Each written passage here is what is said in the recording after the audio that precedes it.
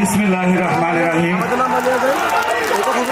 আশুলিয়া থানার অন্তর্গত পাথালী ইউনিয়ন ছাত্র দলের কর্মী সম্মেলনে উপস্থিত আছেন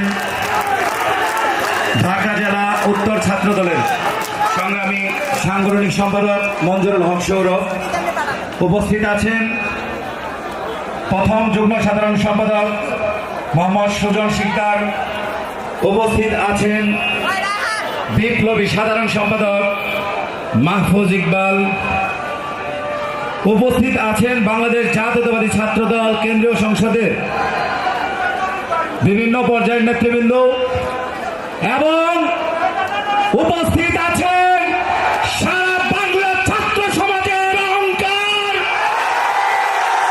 বাংলাদেশ জাতীয়তাবাদী ছাত্র দল কেন্দ্রীয় সংসদের সংগ্রামী সভাপতি শ্রদ্ধেয় রাকিবুল ইসলাম রাকিব ভাই সহ সকল পর্যায়ের নেতৃবৃন্দ, আসসালামু আলাইকুম। প্রিয় নেতৃবৃন্দ,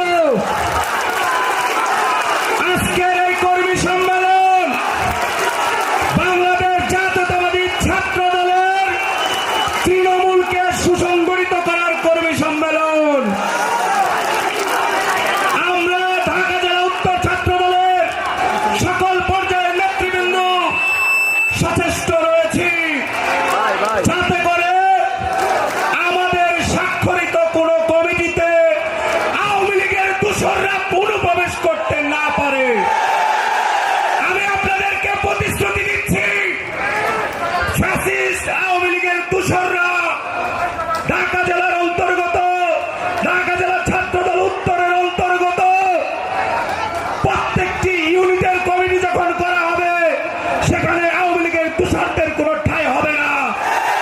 যারা আন্দোলন সংগ্রামে সক্রিয় ছিল, এই 16-17 বছর মামলা হামলার শিকার হয়েছে, নির্যাতন নিপীড়নের শিকার হয়েছে, যারা বাড়িতে থাকতে পারে নাই, মা বাবার সাথে ঘুমাতে পারে নাই, ফ্যামিলিতে সময় দিতে পারে নাই, পলাতক জীবনযাপন করতে হয়েছে, কারাগারে জীবনযাপন করতে হয়েছে, একাধিকবার তাদেরকে কারাবরণ করতে হয়েছে, সেই ধরনের নির্যাতিত নিপীড়িত কর্মী দিয়েই প্রত্যেকটি কমিটি গঠন করা হবে। প্রিয় নেতৃবৃন্দ,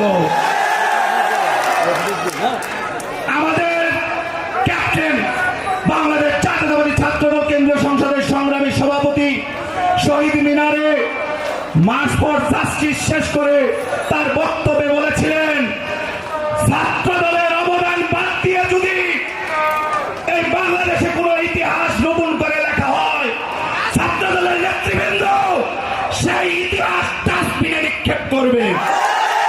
আমরা এই বক্তব্যের সাথে একত্রতা প্রকাশ করছি। প্রিয় নেতৃবৃন্দ, এই 5 আগস্ট ছাত্র জনতার গণঅভ্যুত্থানে বাংলাদেশ জাতীয়তাবাদী ছাত্র দলের অনেক অবদান রয়েছে। ছাত্র দলের অনেক নেতৃবৃন্দ গুলিবিদ্ধ হয়েছে, ছাত্র দলের অনেক নেতৃবৃন্দ শহীদ হয়েছেন, আপনারা জানেন। সুতরাং ছাত্র দলের ইতিহাস বাদ দিয়ে নতুন কোন ইতিহাস লেখা হবে না, আমরা হতে দেব না। ছাত্র দলের অবদান স্বীকার করতে হবে। প্রিয় নেতৃবৃন্দ, ত্যাগী, নির্যাতিত, মামলা হামলায় জর্জরিত, বারবার যারা কারাবরণ করেছেন, আমি আশা রাখি তারা সচেষ্ট থাকবেন।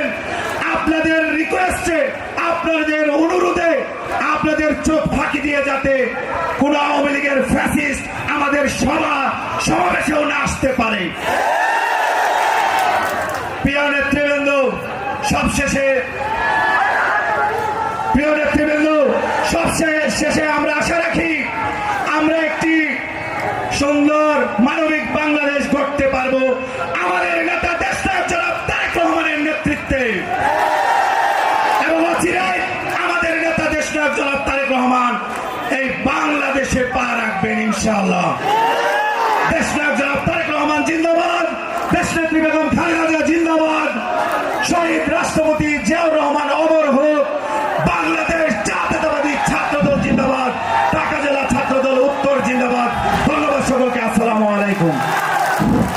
বিপ্লবী ছাত্র বন্ধুগণ, আপনারা আন্দোলন করেছেন, আপনারা এখানে তার আন্দোলন করেছেন না, জুলাই আন্দোলন করেছেন না, আপনাদের ফুটে যাচ্ছে না,